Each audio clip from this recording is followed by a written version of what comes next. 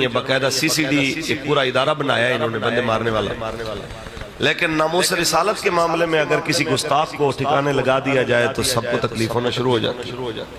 آپ مجھے بتائیں دنیا کی کوئی گاڑی، کوئی گھر، کوئی مال، کوئی طاقت کیا رسول اللہ کی عزت سے زیادہ قیمتی ہو سکتی ہے؟ نہیں۔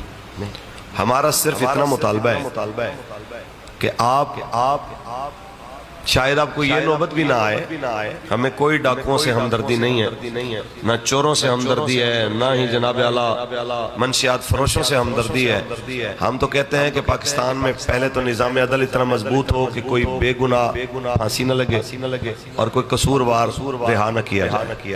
دوسری بات کہ پکڑے ہوئے بندوں کو مارنا یہ کوئی کمال نہیں۔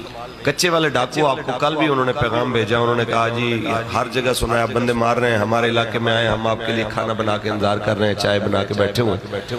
تو ہم سہیل ظفر چٹھا صاحب کو بھی کہیں گے کہ جناب آپ مہربانی کریں کو کچے کے ڈاکوؤں کی طرف ادھر رخ کریں جہاں پہ انسانیت کے اوپر انہوں نے ظلم کے پہاڑ توڑے ہوئے ہیں، نہ بچوں کا حیا ہے، نہ بڑوں کا حیا ہے، نہ تاجروں کا حیا ہے، نہ ضعیفوں کا حیا ہے، مار دیتے ہیں بندوں کو، ادھر رخ کریں۔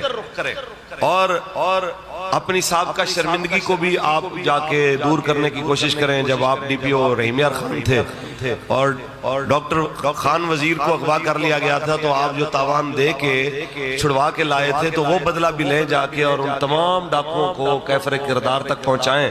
تو میں خود گلدستہ لے کے آپ کے پاس حاضر ہوں کہ جناب آپ نے واقعی بہت اچھا کام کیا ہے۔ ہمارا بس آپ کو یہی مشورہ ہے کہ علاقے کے کمزور چور ڈاکو سے لے کے کچے کے مضبوط ڈاکو تک سب کے لیے قانون ایک جیسا رکھیں۔